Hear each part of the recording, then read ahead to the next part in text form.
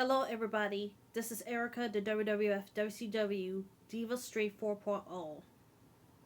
This time, I'm going to be doing a very first episode, and the first time in this YouTube channel is What I Remember All Too Well, Episode 1, WCW Fall Brawl War Games, 1997. Okay, here it goes. I remember watching WCW Fall Brawl War Games 1997.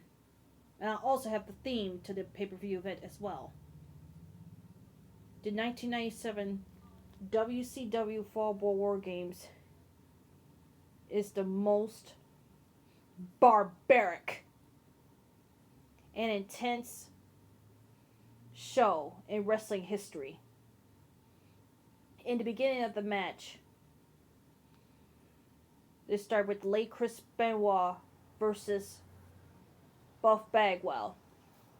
They fight against teams. Chris Benoit represents Team WCW. Buff Bagwell represents Team NWO. And then the third man entered into this barbaric match is Cohen, as he represents the NWO.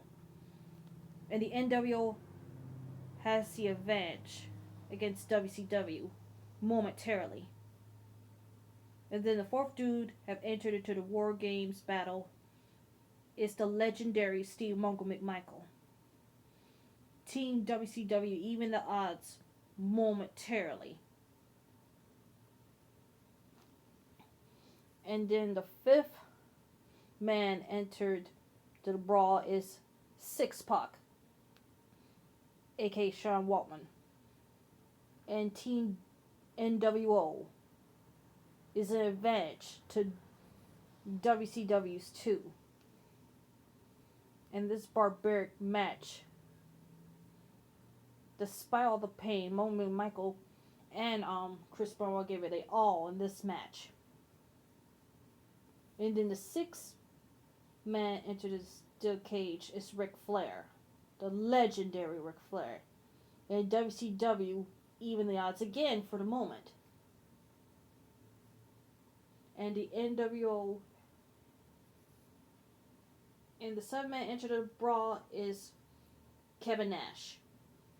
And the NWO team has 4 members and their teams to 3 in WCW. And during in the War Games, Ric Flair gave low blows to Six Pac and Buff Bagwell. That was a very funny moment there.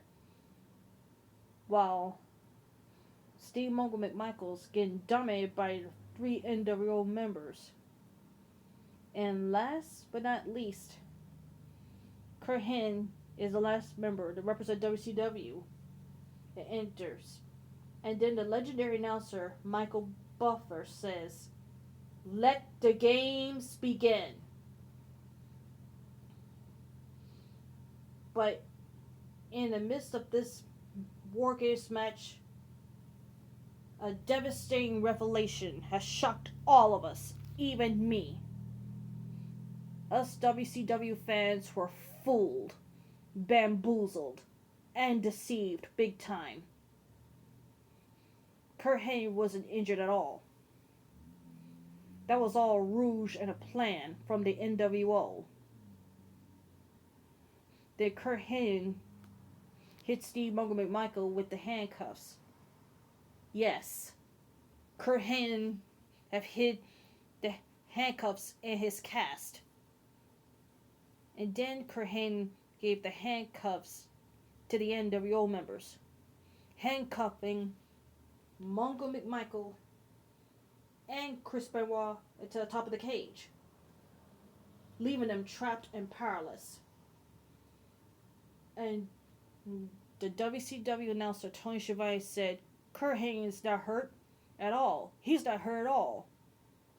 Then Schiavone then said, "He knew exactly what he was doing. We all fell for it. Every one of us fell for it."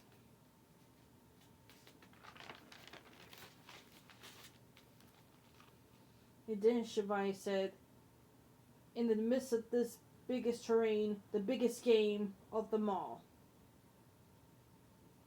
And then Team NWO has 5 men. And to WCW's 3. And then the NWO members puts a wicked and vicious beating on Ric Flair. He instead chose against all 5 members of the NWO members. A betrayal that shocked us all. And then Shavai said, there's nothing we can do. At this point, the NWO's plans were very calculated and premeditated. It was all planned and orchestrated to perfection. And then he witnessed a painful scenario. Tony Schiavone said, it's my job to tell and bring you all what's happening. And it's making me sick to my stomach, says Tony Schiavone. And then Schiavone said, Kurt Hennig shook the hands of the 4 horsemen.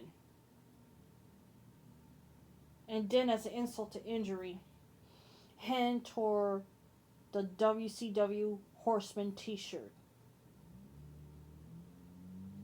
And this one is by far the most painful and gruesome of them all. Then Nash said, alright boys, do you want to quit? And then Mongo, McMichael, and Benoit said, no. Despite the predicament that they are in, they are fought like warriors who have determination and never say die attitude. And then the NWO throwing vicious shade at the Horsemen and continue beating them while they are handcuffed on the top of the cage.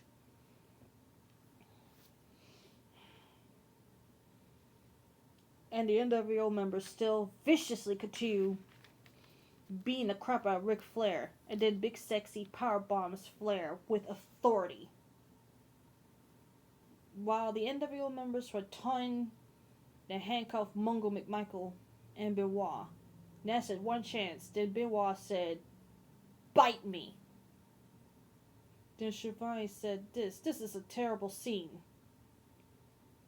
And as for me, as an old school wrestling fan, the most gruesome and barbaric of them all. Then Nash said, alright boys, whether you surrender or the nature boy here gets the guillotine. Mongo McMichael said, stop it. Stop the match. But then Kurt Hennig did a despicable thing by slam the cage door to Ric Flair's face. Flair's face was in a bloody crimson mess. That's the part that WWE had removed. Kurt Hennig slammed Ric Flair's face in that cage door. I could hear Ric Flair was screaming in pain. He was bleeding profusely. It was devastating. The NWO has surpassed WCW again in the War Games. Next day on the aftermath from the Fall Brawl War Games was Monday Nitro. The first thing they showed was the update of Ric Flair's condition. It was devastating. It was horrible. And it scared me. And it still scares me to this day. He had a lot of stitches in his face. After Hennig just slammed a cage door in Ric Flair's face, it was brutal and vicious beyond belief. And the WCW announcers were very devastating after seeing the update. And it even scared me. And poor Tony Schiavone. He was very devastated and hurt. he had an emotional speech. He said he been friends with the Nature Boy since the JCP and the NWA back in the good old days. He's a dear friend, but after seeing that, Shivani was distraught, and he said he can't do the show. I'm sorry.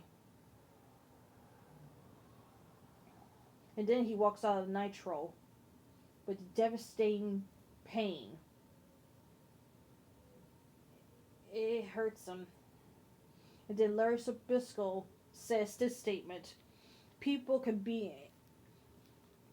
are in a pool of primeval slime, and I couldn't believe it after what Kurt Hennig did was an abomination. And I agree with Larry Sabisco 100% on this one. It was an abomination and a pool of primeval slime.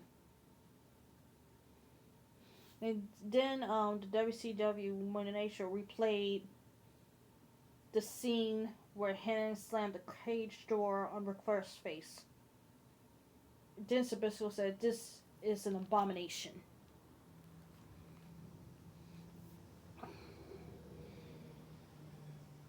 Then I changed the channel and watched the WWF Raw. WCW Fall Brawl War Games 1997 was intense, but they made that event really believable. And that moment still scares me after seeing that update on the episode of WCW Monday Nitro. And I'll never ever going to forget it as long as I live. But that's it on this first episode of what I remember all too well. And that's the WCW Fall Brawl War Game match in 1997. Click, like, and subscribe to WWF WCW Diva Straight 4.0. Have a great weekend, everybody.